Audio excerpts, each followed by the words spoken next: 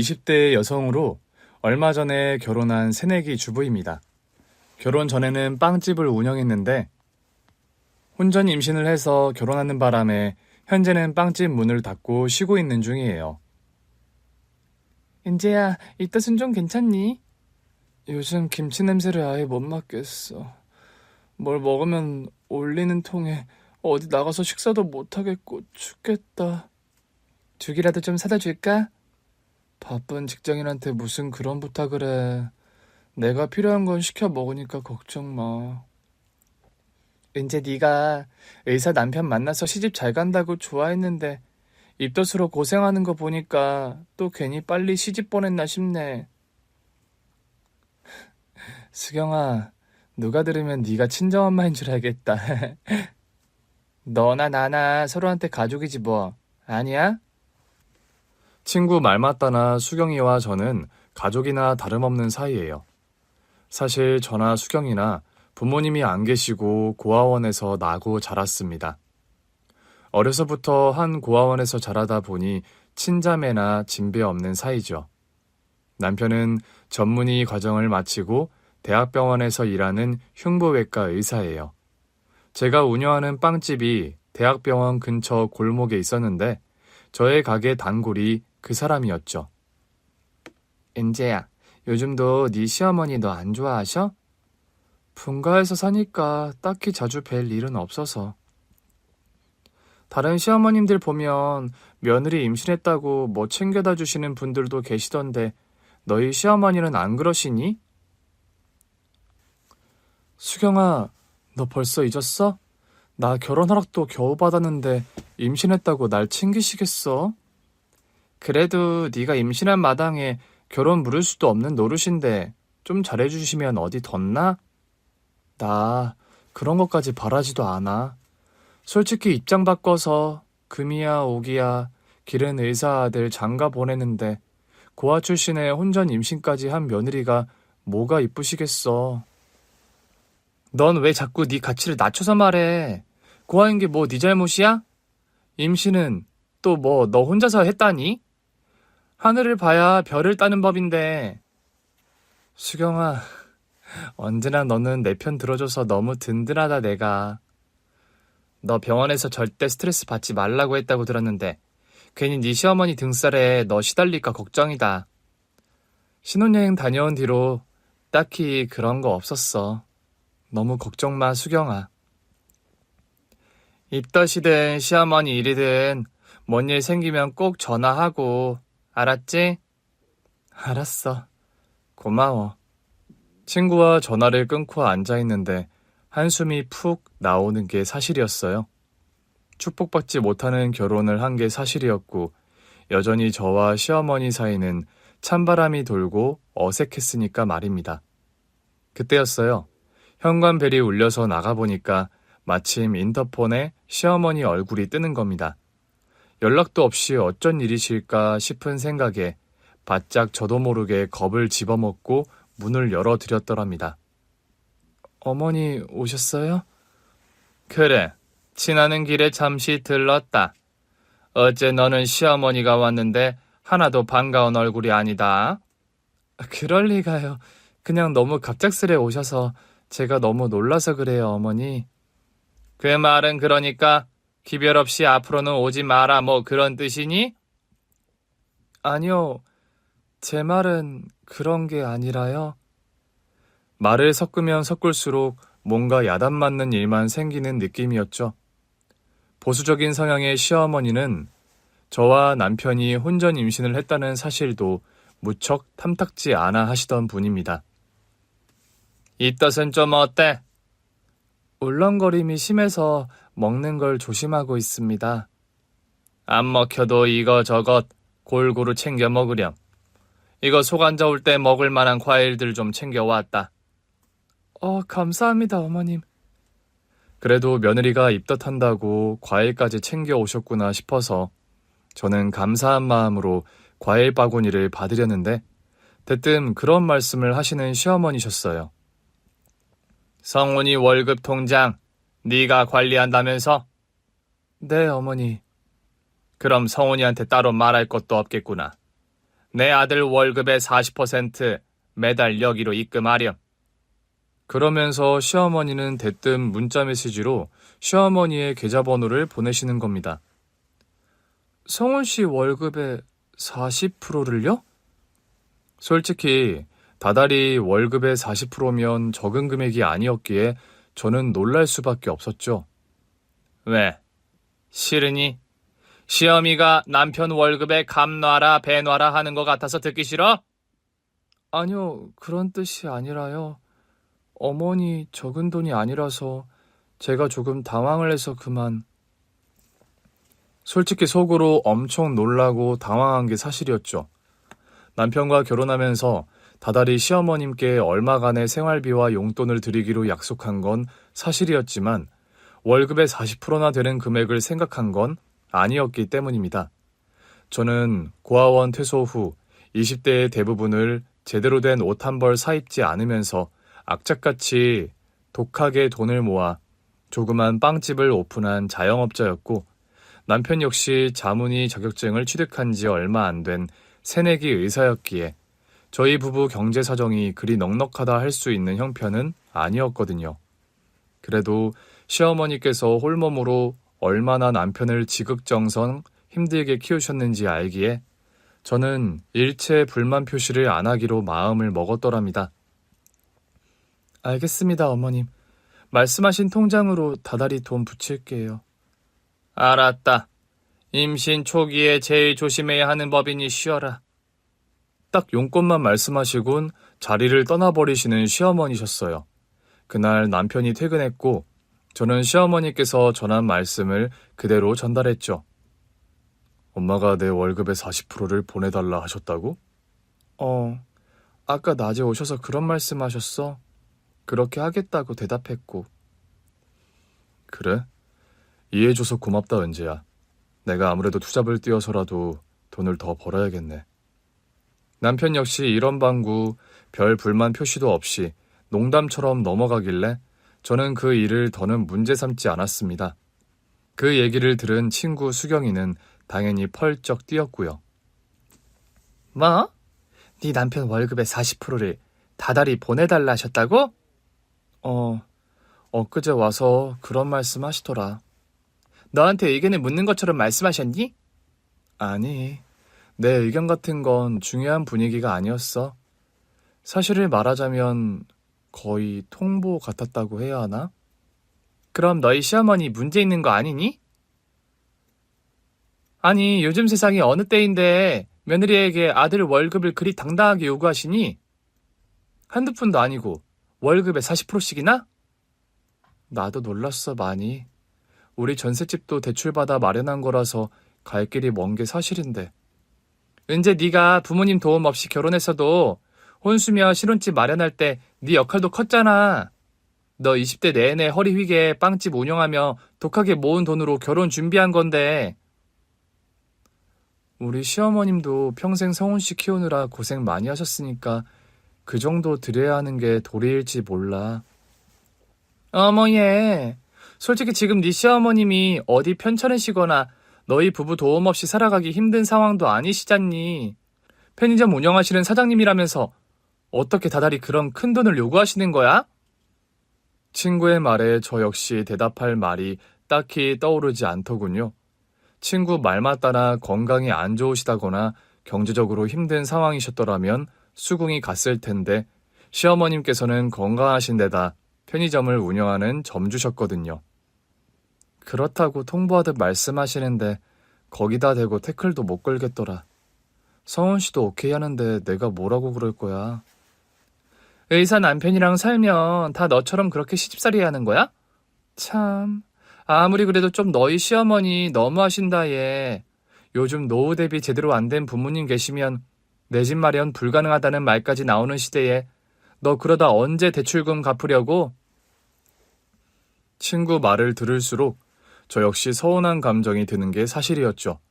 저는 빵집을 운영하다 가게를 쉬고 있는 형편이라서 있던 돈을 가지고 제 용돈을 쓰는 바람에 쪼들리는 상황이었거든요. 남편 월급을 제가 관리하긴 했지만 월급의 상당 부분이 신혼집 전세자금 대출 이자로 나가는 형편이었고요.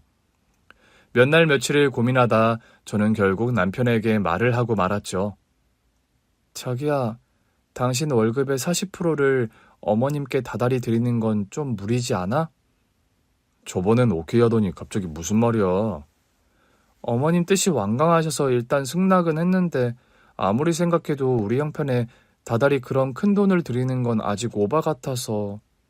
다달이 나가는 집 대출금만 해도 얼만지 당신이 누구보다 잘 알잖아. 물론 나도 알지, 은재야. 그런데 엄마가 그러길 원하신다는데 뭐라고 말씀드리니? 당신이 효자라는 것 나도 잘 알아. 부모님 없이 자랐지만 나 역시 힘들게 키워주시고 공부시켜주신 부모님께 잘해드려야 하는 게 도리란 것도 알고. 그렇지만 우리 형편에 나 이제 출산하고 애 키우려면 한동안 버는 돈은 없이 나가는 돈이 많을 텐데 부담이 되는 금액이라 그렇지. 미안하다, 은재야. 내가 너 이런 걱정 안 할 만큼 돈을 넉넉히 버는 능력자였다면 우리가 이런 얘기할 일도 없었을 거잖아. 안 그래? 성훈 씨, 나는 그런 말이 아니라. 알아. 네가 무슨 말 하고 싶어 하는지. 네가 하는 말 당연하고 네 걱정도 다 당연해. 그런데 지금 당장은 엄마 뜻을 거스를 수가 없어. 내가 어떻게든 좀 해결책을 마련해 볼 테니까 조금만 기다려 줄래? 알았어, 성훈 씨. 나도 이런 말해서 미안해. 나도 누구보다 어머님께 잘해드리고 싶은 마음은 당신과 매한가지라는 것만 알아줘. 아니야. 결혼하면 경제적으로든 다른 부분으로든 완전히 독립하는 게 맞는 일이지. 지금 상황이 그렇지 않다 보니까 은재 너에게 내가 미안하다. 남편이 제 눈치를 보면서 그런 말까지 하니까 제가 되려 미안해지더군요. 뭔가 남편이 시어머니의 재정 상황이나 뭐 그런 일과 관련해서 저에게 말 못할 상황이 있나? 그런 생각도 들더군요. 당장 퇴근해서 말할 것 같은 눈치도 아니고 남편이 일단 조금만 기다려달라는 말을 했기에 저는 더 불평하거나 캐묻지 않고 남편 말대로 일단 그냥 두기로 했지요. 게다가 입덧이 심한 데다 임신 초기라 제가 절대 안정을 취해야 하는 시점이기도 했죠. 이것저것 너무 고민하거나 신경 쓰지 말고 건강이나 잘 챙기고 무탈하게 임신 초기를 보내자는 생각으로 저는 마인드 컨트롤을 했더랍니다. 제가요, 임신을 하면서 알게 된 사실인데 선천적으로 자궁이 약한 스타일이라고 하더라고요. 선천적인 자궁 무력증이시네요. 더 위험해지기 전에 자궁경부를 묶어주는 수술이 필요합니다. 수술을 받지 않으면 유산의 위험성이 있다고 해서 얼마 전엔 자궁경부를 묶어주는 수술까지 받은 상황이었죠. 그러다 보니 집안에서도 걷는 일까지 최대한 줄이고 저는 혹시라도 유산 위험성이 있는 일은 절대 피하면서 살 얼음판 걷듯이 생활하는 중이었거든요. 이런 상태의 저를 위해 배려를 많이 해주는 남편이었죠. 자기야, 언제 아침까지 차린 거야? 내가 안 해놓으면 또 말 안 듣고 아침 차릴 거잖아. 제가 요즘 입덧이 심하고 거의 온종일 누워 지내면서도 남편 아침밥은 꼭 차려주었거든요.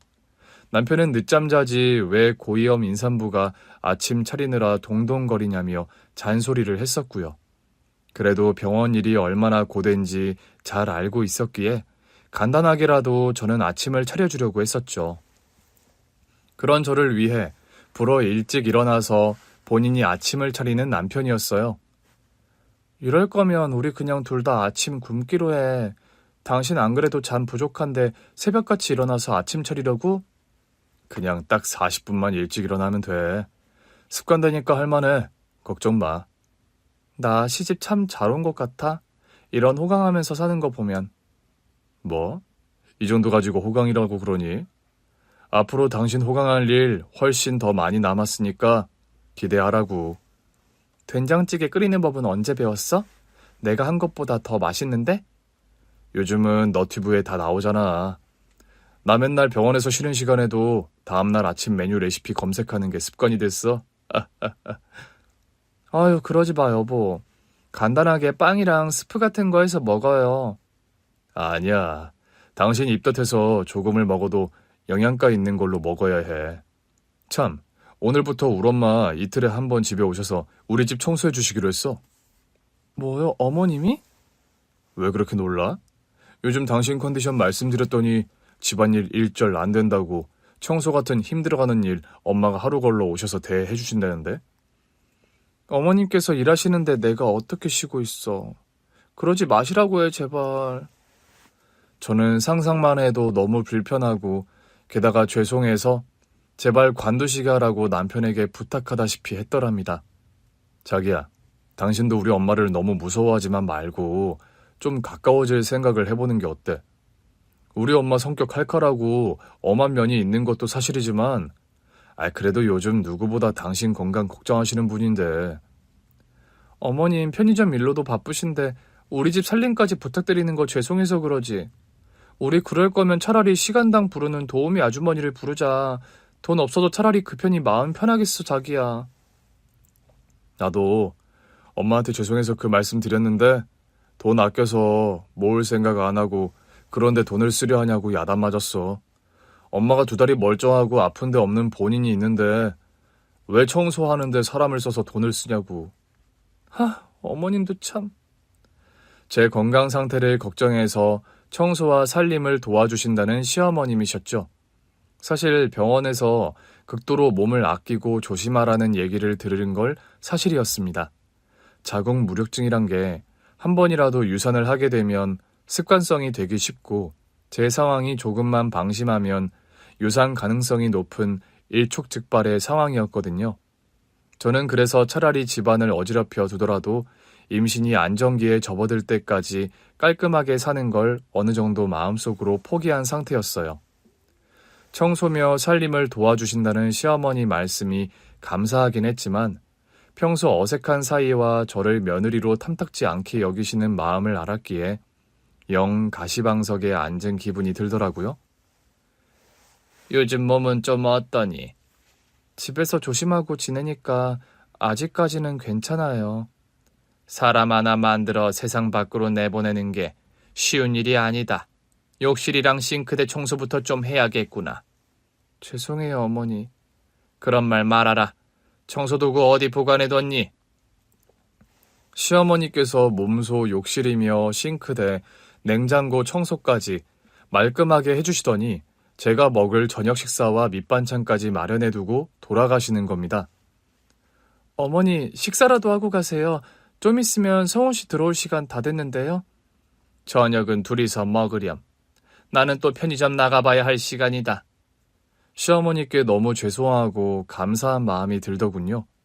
제 임신기간 내내 하루 걸러 저희 집에 들러서 청소며 밑반찬 등을 계속해서 만들어주신 시어머니셨어요. 시어머니 덕분에 저는 무탈하게 임신기간을 마치고 건강한 남자아이를 순산하게 되었죠. 그리고 산후조리원 생활이 끝나고 집에 돌아왔는데 생각지도 못한 일이 발생했습니다. 그날은 주말이라 남편도 집에 있고 시어머니께서도 손주가 보고 싶다고 오셔서 온 식구가 집에 있었어요.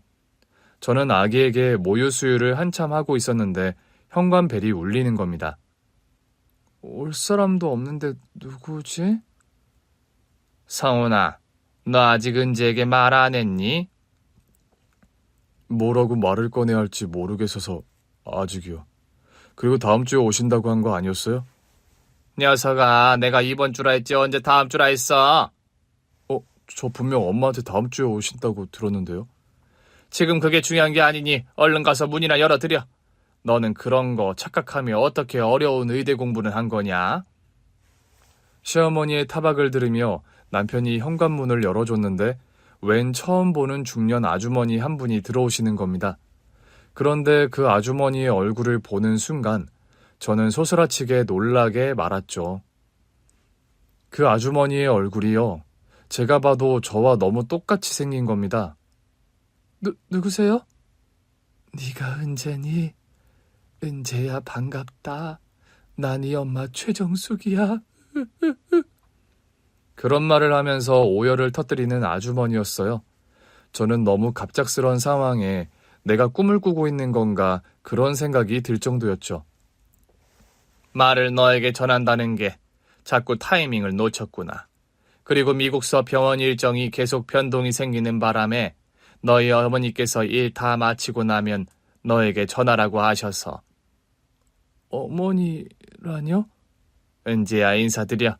이분이 네 친어머니시란다. 저희 엄마가 살아계셨다고요? 은재야, 미안하다. 엄마가 사실은 얼마 전까지만 해도 두 다리를 못 쓰는 장애인이었다.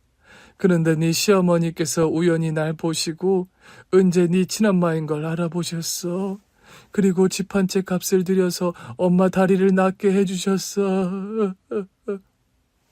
저는 대체 이게 무슨 영문인지 알아먹을 수가 없더라고요. 어머니, 여보, 이게 다 어떻게 된 일이에요? 미안해, 자기야. 미리 말하려고 했는데 어머니 수술 결과가 처음부터 낙관하기 힘든 상태였어서 처음부터 말 못했어. 처음부터 모든 과정을 너에게 오픈하는 게 어떻겠냐고 서원이가 그랬는데 내가 말렸다. 너 알다시피 임신 기간 동안 절대 안정 취하라고 병원에서 신신당부한 상황인데 네가 이러저러한 일로 스트레스 받고 신경 쓰는 일을 만들고 싶지 않아서. 어머니, 그럼 저희 엄마를 찾으신 거란 말이세요? 아니, 대체 어떻게요? 저도 저희 엄마는 돌아가신 분으로 알고 여태 살아왔는데. 지금부터 지난 이야기들 너에게 다 천천히 털어놓으마. 시어머니께 듣게 된 사연은 참으로 놀랍고 기막힌 것이었어요. 저희 시어머니께서요, 사실 10년 넘게 장애인 시설에서 정기적으로 봉사활동을 하고 계십니다. 편의점을 운영하시는 관계로 자주는 못 가지만 한 달에 한두 번은 꼭 복지관에 가서 봉사활동을 이어오고 계셨던 거죠. 너희 엄마를 처음 뵌 날도 봉사활동을 간 날이었어. 그날은 복지관에서 김장을 하는 날이라 나름 단단히 준비를 하고 갔었는데 시어머님께서는 그날도 다른 날과 다름없이 복지관에 봉사를 가신 거였죠. 김장 봉사를 하는 날이라 배추를 절이고 절인 배추를 꺼내 씻고 양념에 버무리는 작업을 한참 하는데 옆에서 휠체어를 타고 열심히 김장을 돕는 한 아주머니가 눈에 보이더랍니다. 저분은 다리도 불편하신 것 같은데 열심히 하시네요. 아, 최말숙 씨요. 하반신 마비 장애가 있어서 늘 휠체어 아니면 거동이 힘드신데 굳은 일 마다 않고 복지관 일에 늘 열심히시죠. 그런데 저분 얼굴이... 휠체어를 타고 김장을 돕는 그 아주머니가 처음엔 좋게 보여서 쳐다봤는데 가까이서 얼굴을 확인한 시어머니는 기함을 할 정도로 놀라시고 말았답니다. 왜냐하면 그 아주머니 얼굴이 제 얼굴과 붕어빵처럼 너무나 똑같았기 때문이죠. 시어머니는 한달음에 김치를 버무리던 고무장갑을 팽개친 채 그 아주머니에게 달려갔죠. 혹시 성함이... 저요, 저 최말숙이라고 합니다. 저기요, 이런 말 좀 이상하게 들릴 줄은 아는데 혹시 딸이 있으세요? 저요? 아니, 왜 갑자기 그런 질문을 하시는 거죠? 그런 말을 하는 아주머니. 아니, 엄마의 눈빛이 심하게 흔들리는 걸 시어머니는 보셨대요. 시어머니께서는 당장 휴대폰에서 제 사진을 꺼내 보여주셨다고 합니다. 엄마 역시 제 사진을 보고 기함할 정도로 놀라시더래요. 얼마 전에 저희 아들이 장가를 갔는데 우리 며느리 얼굴이 아주머니와 너무 똑 닮아서요. 제가 봐도 저와 정말 똑같이 생겼군요. 혹시 며느님 이름이 은재, 서은재 아닌가요? 어머나 세상에, 이름을 아는 거 보니 정말로 그쪽이... 제가 실은 28년 전에 제 딸아이를 고아원에 맡겼어요. 우리 딸이 뱃속에 있을 때 아이 아빠가 명을 달리하는 바람에요. 세상에, 아니 어떻게 이런 일이 있을 수가 있죠. 살다 내 이런 기막힌 우연은 정말 처음이네요. 시어머니 역시 믿기지 않는 현실에 입이 다물어지지 않으셨답니다. 정신을 차린 시어머니께서는 당장 저와 엄마의 유전자 검사부터 의뢰하셨답니다. 모든 정황이 저희 친엄마임이 분명했지만 그래도 사실관계를 확실히 하는 게 좋다는 판단에서였죠. 며칠 후 검사 결과가 나왔고 그분이 제 친엄마임이 밝혀졌고요. 저희 며느리 친어머니가 맞으시네요. 우리 은재가 사장님 며느리라고요? 네, 얼마 전에 결혼식 올렸고 지금 임신 중이에요. 우리 은재 어디 있나요, 지금? 제가 이런 말할 자격은 안 됩니다만. 사돈어른, 이렇게 만난 것도 다 하늘의 인연 같아요. 그런데 서운하게 듣지 마세요. 지금 은재가 컨디션이 영 좋지가 않아요. 임신 초기인데 수술을 받아서 절대 안정을 취해야 하는 상태이고요. 은재가 많이 아픕니까?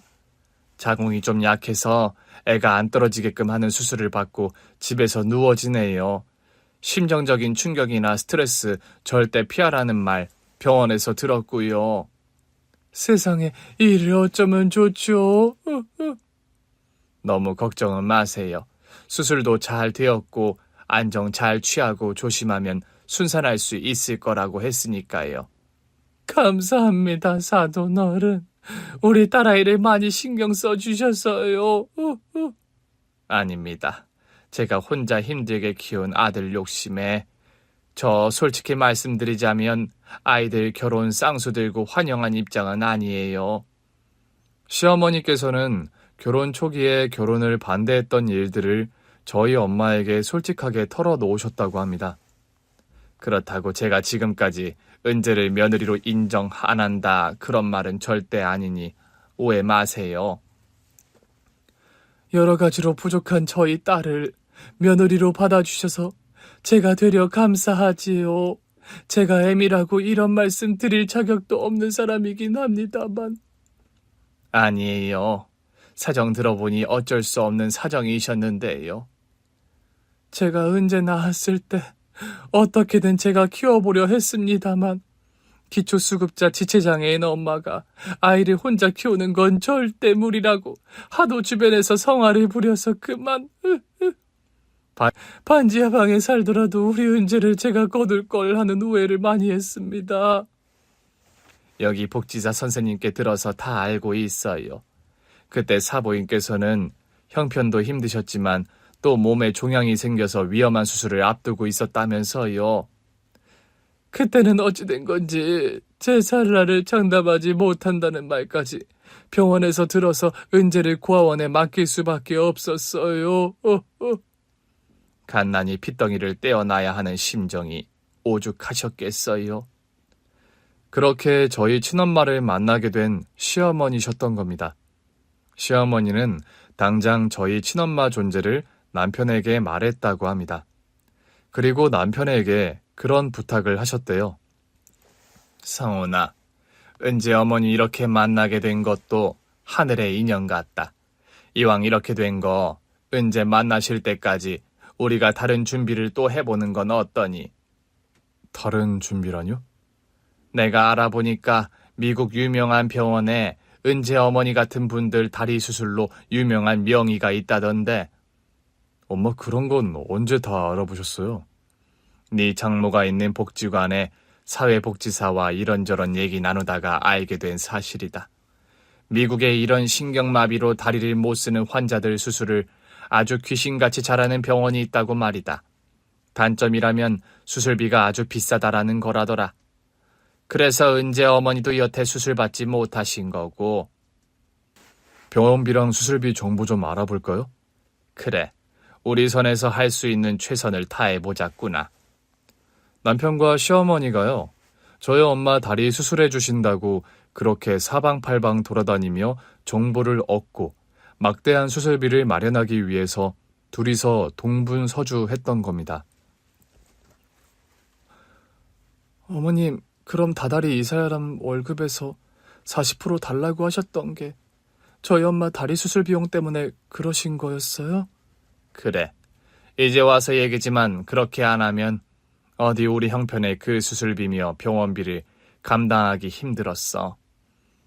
여보, 어머니께서 그간 모으신 적금 통장 다 헐고 대출도 받을 수 있는 최대치를 받아서 장모님 수술비 마련하셨어. 내가 한 건 당신이 아는 그게 전부야. 내 월급의 40%를 드린 거. 어머님, 저는 그런 것도 모르고 여태.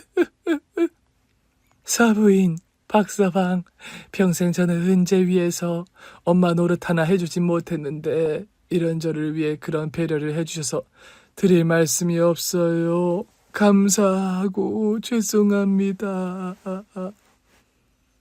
어머님, 어떻게 제게 한마디 말씀도 없이 이러실 수가 있으세요? 감사합니다, 감사합니다, 어머님.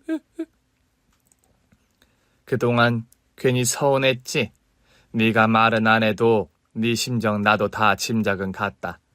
그래도 이제 모든 상황이 밝혀졌으니 묵혀뒀던 오해나 앙금은 서로 다 없던 일로 하자꾸나. 그런 말을 하시면서 저를 따뜻하게 안아주시는 시어머님이셨습니다. 저는 말로 다 표현할 수 없는 죄송함과 감사함에 몸둘 바를 모를 지경이었죠. 저에게 있어서 그날은 정말이지 꿈만 같은 하루였어요.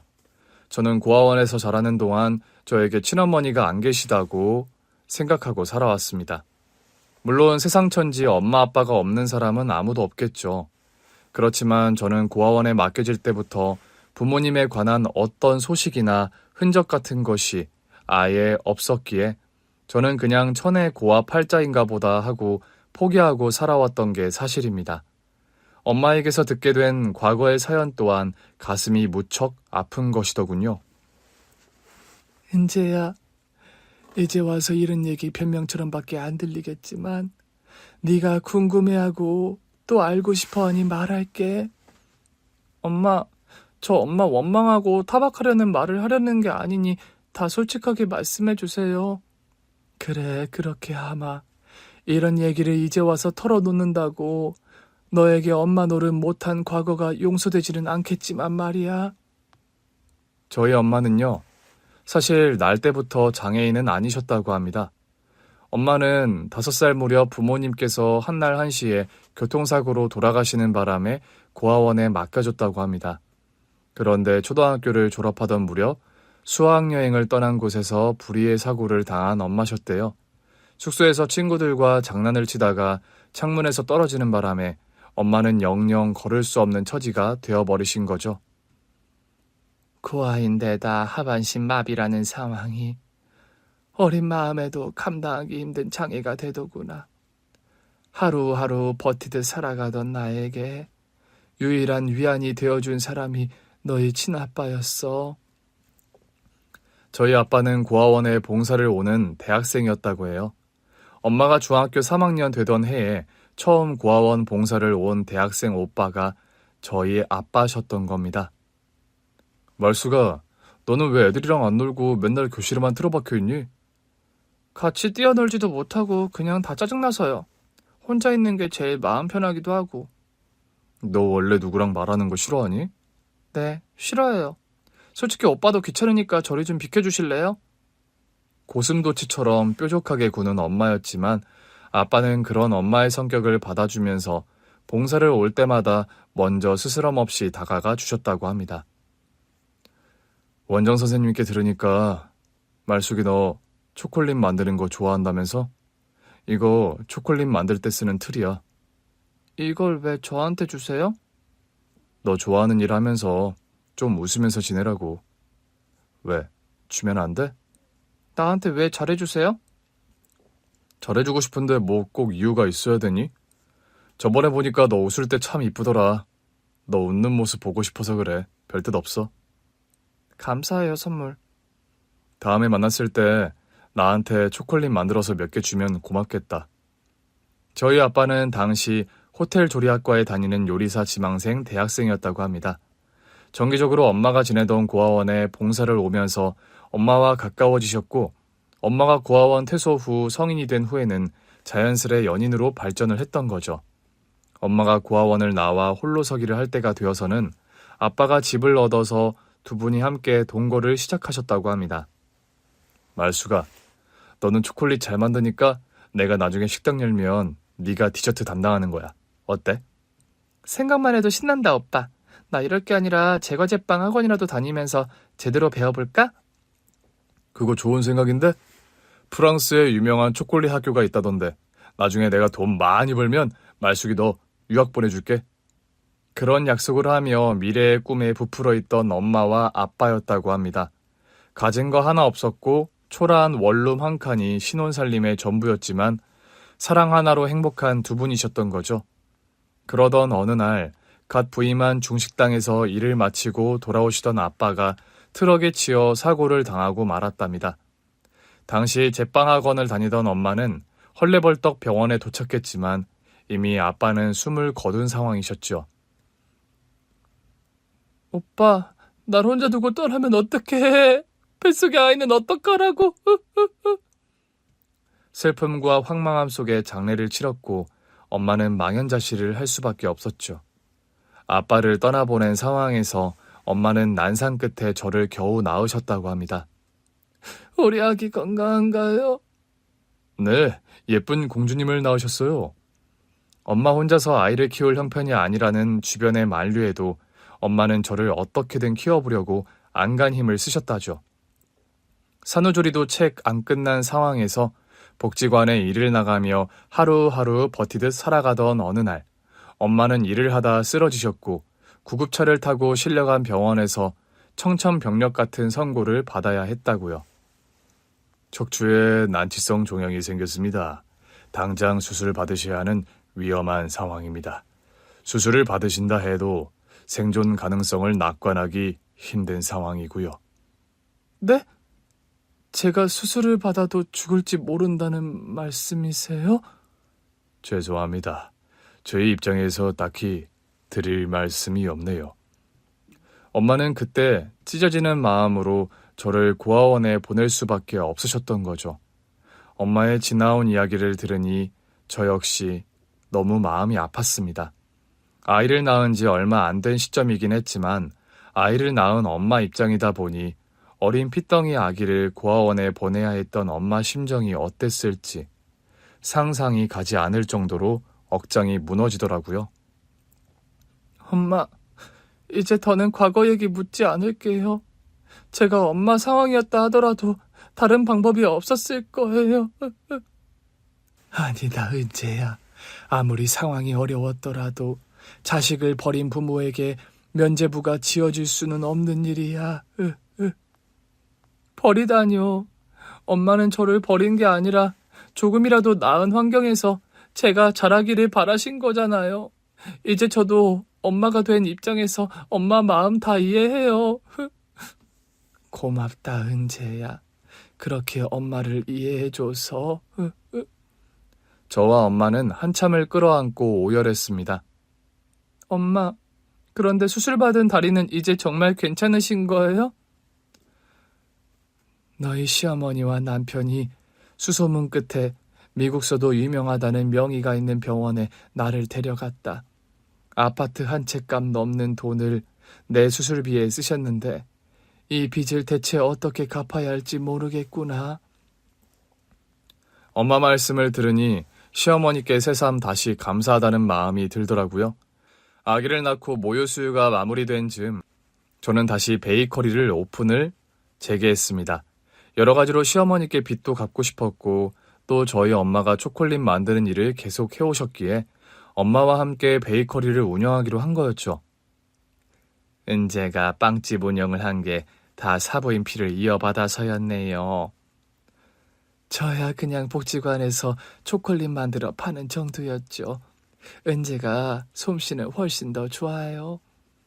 모녀지간에 같이 일을 하게 되다니 저 역시 너무 보기가 좋네요, 사부인. 제가 두 다리로 멀쩡하게 걸어 다니게 된 것도 평생 얼굴 보지 못할 줄 알았던 우리 은재를 만나게 된 것도 모두 사부인 덕분이에요. 어머님, 정말 감사드려요. 저에게 이런 꿈 같은 날이 올 거라고 저 생각도 못하고 살아왔는데 저 열심히 일해서 어머니께 진 빚 2배로 갚아드릴 거예요. 너에게 돌려받으려고 한 일 아니니 그런 말은 말거라. 가족끼리 당연히 해야 할 일이었으니까. 시어머니와 엄마와 아이 양육을 번갈아 가며 도와주셔서 저는 베이커리 일에 집중을 해서 매진할 수 있었어요. 시어머니께서 아이를 돌봐주시는 동안 엄마는 가게에 나와서 그날 팔 분량의 초콜릿을 만드셨죠. 예전에는 여기 빵집에 초콜릿은 없었는데 새로운 메뉴인가 봐요?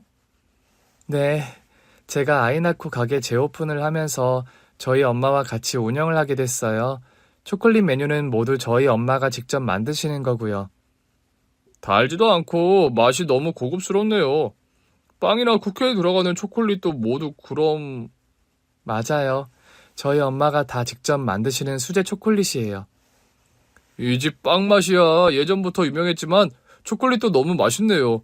소금빵 10개랑 저기 초콜릿 세트 5개 포장해주세요. 감사합니다. 엄마와 초콜릿은 출시했을 때부터 손님들에게 아주 반응이 좋았답니다. 엄마와 함께 베이커리를 운영하고 나서 가게 매출은 예전보다 훨씬 좋아졌어요. 엄마와 베이커리를 운영하고 나서 1년 만에 저는 운영하는 가게 분점을 3개나 더 오픈할 정도가 되었죠. 엄마, 가게 매출이 다달이 고공행진이에요. 초콜릿 가게를 아예 따로 오픈할까요? 네가 터 닦아놓은 빵집이 유명해서 덤으로 내 초콜릿이야 잘 팔리는 건데 뭐. 장모님 너무 겸손하게 말씀하시는 거 아니에요? 여보, 다음 달에는 분점을 2개 더 오픈하게 될 것 같아. 이러다 우리 진짜 부자 되는 거 아니야? 남편이 농담처럼 하는 말이었지만 정말 저희는 예전보다 경제적으로도 훨씬 여유 있는 형편이 되었습니다. 베이커리 운영을 하면서 돈을 좀 벌게 되자 저와 엄마가 제일 먼저 한 일은 시어머니께 예금 통장을 선물해 드린 일이었어요. 시어머니 생신을 맞아 가족 식사를 하는 자리에서 엄마와 저는 그 예금 통장을 시어머니께 드렸죠. 아니, 이게 무슨 통장이에요, 사부인? 저 다리 수술한다고 사부인께서 마이너스 통장 만들어서 그간 생활하신 거에 대한 보답이에요. 어머니, 진작에 갚아드렸어야 했는데 죄송해요. 통장을 열어보신 시어머니께서 깜짝 놀라시더군요. 아니, 그런데 금액이 왜 이렇게 크니? 사부인 수술비에 쓴 돈보다 훨씬 더 큰 금액이잖니? 어머니, 그간 쌓인 이자라고 생각해 주세요. 마음 같아서는 더 드리고 싶었지만 아직 그만큼밖에 못 드려서 죄송해요. 사실 시어머니께서 저희 엄마 수술비에 쓴 돈의 1.5배에 가까운 돈을 마련해서 통장에 넣어드렸습니다. 엄마와 제가 2년 넘게 일하면서 거의 한 푼도 쓰지 않고 모은 돈이었죠. 다른 것도 아니고 제일 감사한 분께 그런 식으로 갚아드릴 수 있다는 것이 저나 엄마나 무척 다행스럽고 뿌듯한 일이었고요. 내가 무슨 돈 장사하려고 사부인 수술시켜드린 게 아닌데 왜 그러니 은재야. 어머님도 참. 저도 돈 갚아드리려는 게 아니라 감사해서 그런 거예요. 엄마, 그냥 받으세요. 장모님이랑 이 사람 연봉이 이제 제 연봉 곱절인 거 모르시죠? 너도 참 지금 그게 할 소리니? 웃자고 한 농담이고요. 이 사람이랑 장모님 마음 편하게 그냥 받으시라고요. 제가 그만큼 또 은재랑 장모님께 잘할 거니까 걱정 마시고요, 엄마. 제가 아이를 낳은 뒤로 저와 남편은 시어머니 살던 집과 저희 살던 집을 처분해서 좀 더 큰 집을 마련했고 친정엄마와 시어머니까지 모두 모시고 한 집에 함께 살고 있습니다. 저, 남편, 어린 아들, 시어머니와 친정엄마까지 대식구가 한 집에 사는 셈이죠. 제가 어려서부터 줄곧 고아원에 살다 보니까 늘 이렇게 대식구가 복잡거리며 한 집에 모여 사는 것에 대한 로망이 있었어요. 나중에 결혼해서 가정을 꾸리면 저는 아이도 적어도 셋은 낳아 기를 작정이었죠. 그런데 기적처럼 엄마와 재회하고 시어머님까지 모시고 대가족을 이뤄서 한 집에 사는 일상이 꿈만 같은 저입니다. 저와 엄마가 운영하는 초콜릿 베이커리가 분점 10호점을 달성했을 무렵 저는 엄마를 위한 작은 선물을 마련했어요. 엄마, 예전에 아빠랑 했던 그 약속이요. 무슨 약속 말이니? 아빠가 결혼해서 돈 많이 버시면 엄마 프랑스 초콜릿 학교 유학 보내주신다고 했다면서요? 그 말을 여태 기억했구나. 너희 아빠 살아생전 그런 약속을 하긴 했었지. 엄마, 그 약속 제가 지켜드리고 싶은데 어떠세요? 은재 네가? 저 베이커리 사업 이만큼 키울 수 있었던 거 다 엄마가 계셔서 가능했어요. 분점도 10호점까지 나왔는데 엄마도 재충전 필요하신 것 같기도 하고 더 늦기 전에 아빠가 하셨다는 약속 제가 대신 지켜드리고 싶어서요. 네 마음은 기특하다만 엄마가 이 나이에 가능할까? 엄마도 참 요즘 100세 시대인 거 모르세요? 회사 다니다 40, 50대에 다들 다시 대학도 가고 하는 시대인걸요? 엄마는 한동안 좀 고민을 하시다 결국 유학을 떠나기로 결정하셨어요. 국내에서 필요한 시험을 준비하셨고 당당히 프랑스 유학길에 오르게 된 엄마셨죠. 엄마가 유학을 떠나시기 전 엄마 손을 잡고 아빠가 쉬고 계신 납골당에 다녀왔습니다. 여보, 저랑 은재 왔어요. 엄마는 손수 만드신 화이트 초콜릿을 아빠 납골당 안에 넣어드렸습니다. 네 아빠가 살아생전 엄마가 만든 이 화이트 초콜릿을 참 좋아하셨단다. 아빠, 엄마 다음 주에 프랑스 유학 떠나세요. 아빠랑 약속하셨던 초콜릿 디저트 전문학교에 엄마가 합격하셨거든요. 당신이 보내준다고 약속했던 유학을 우리 딸 은재가 보내주네요, 여보. 말씀 끝에 어쩔 수 없이 눈물을 왈칵 쏟는 엄마셨습니다. 엄마가 프랑스 유학을 떠나시는 날, 온 식구가 인천공항에 마중을 나갔더랍니다.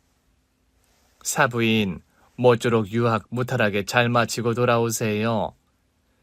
제가 지금 혼자 떠날 상황이 아닌데 죄송해요, 사부인. 그런 말씀이 어딨나요? 집안일 걱정은 마시고 잘 다녀오세요. 출국장으로 들어가는 엄마의 뒷모습을 보는데 마음이 참 뭉클하면서도 복잡한 생각이 들더군요. 반백의 머리를 하고 조금씩 사라져가는 엄마의 뒷모습을 보고 있자니 저도 모르게 눈물이 쏟아지더라고요. 당신도 같이 떠나야 하는 거 아니었나 모르겠네. 아니야. 난 한국에서 베이킹 공부할 만큼 했어. 유학을 간다 해도 엄마 다녀오시고 나서.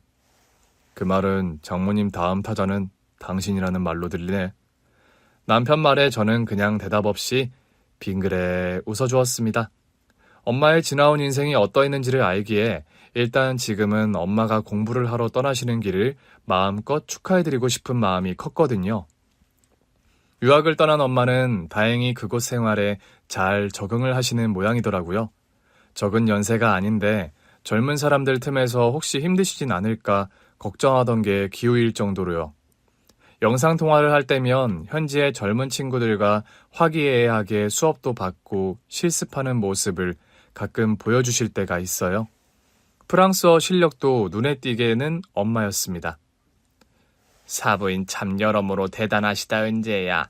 나라면 저 나이에 타국 나가서 저리 적응 잘 못했을 것 같다. 이게 다 어머님 덕분이죠 뭐. 어머님 아니었음 아직도 저희 엄마 다리 불편하셨을 거고 유학 엄두도 못 내셨을 거예요. 수술 결과가 좋아서 다행이었지 뭐. 어머님 다시 한번 너무 감사드려요. 저희 엄마 찾아주신 거, 또 미국까지 가서 수술까지 받게 해주신 거 모두 다요. 은재야, 이제 가족끼리 그런 인사치레 그만하자. 나야말로 고맙다. 네가 우리 집 며느리로 들어와 줘서. 그러니 이렇게 귀엽고 금쪽 같은 손주도 얻은 거 아니니? 엄마도 참. 옛날에 저 속도 위반으로 혼전 임신했다고 등짝 스매싱 하실 때는 언제고요? 이 녀석아, 지난 일 이제 와서 끄집어내서 뭐해? 너는 그렇게 눈치가 없어서. 어찌 그 어렵다는 의대 공부는 했니? 그러게 말이에요, 어머니. 공부머리랑 요런 센스는 상관이 별로 없나 봐요. 웃음꽃이 터지는 저희 세 사람이었습니다. 결혼 전에 혼전 임신해서 시어머니의 결혼 반대에 부딪혔을 때는 제가 이런 화목하고 따뜻한 가정을 일구게 될 거라 생각하지 못했었어요. 지금 이렇게 아무런 불화 없이 대가족이 모여 행복한 일상을 보낼 수 있음에 무척 감사할 따름입니다. 베이커리 사업이 잘 되고부터 저와 엄마는 정기적인 후원 사업도 하나 시작했어요. 제가 유년기와 사춘기 시절을 보낸 고아원과 엄마가 나고 자란 고아원에 정기 후원 협약을 맺었습니다. 두 군데의 고아원에 정기적으로 후원금을 보내는 일이 쉬운 일은 아니지만 저와 엄마는 사업을 해나가는 동안 후원을 계속하기로 약속했어요. 평생 얼굴 한번 보지 못했을 뻔한 엄마를 이렇게 기적처럼 재회해서 살 수 있음에 제가 하고 싶고 잘할 수 있는 일을 해서 돈을 벌고 또 제가 베풀 수 있는 곳에 베푸는 삶을 살 수 있음에 늘 감사한 마음을 가지고 살아가려 합니다. 따지고 보면 저희 시어머니께서 저희 엄마를 만날 수 있었던 것도 모두 10년 넘게 이어오신 봉사활동 덕분이었습니다. 선한 끝은 있어도 악한 끝은 없다. 옛날 어른들이 하시는 고루한 말씀이라 생각했는데 이 말이 정말 틀린 말이 아닌 것 같아요. 시어머니의 작지만 그 꾸준한 선한 실천이 지금의 모든 기적의 원동력이 되었음은 두말 할 나위가 없으니까요. 지나온 삶을 돌이켜보면 저 역시 제가 이만큼 행복한 삶을 살 수 있을 거라 기대를 안 했었습니다. 부모님 그늘 없이 억척스레 살아오다 보니 늘 애정결핍에 시달리던 과거의 저였죠. 그래도 포기하지 않고 제가 할 수 있는 일에 최선을 다하면서 내일은 오늘보다 조금은 나으리란 희망을 놓지 않고 살아왔던 것이 지금 삶의 원동력이 되었던 것 같아요. 좋은 방향으로 버티고 버티다 보면 나에게 갈급한 것들을 언젠가는 상으로 내려주시는 게 저 놓은 곳에 계신 분들의 칭찬법이란 생각도 듭니다. 지금 혼자이고 사는 것이 고단하더라도 절망하지 않으셨으면 합니다. 내일은 내일의 해가 뜨고 일출 직전이 가장 어둡다는 그 단순한 진리가 살다 보니 정말 맞는 말이다 싶더라고요. 긴 얘기 경청해 주셔서 감사합니다. 여러분 가정에도 평안과 행복이 가득하시길 기원합니다.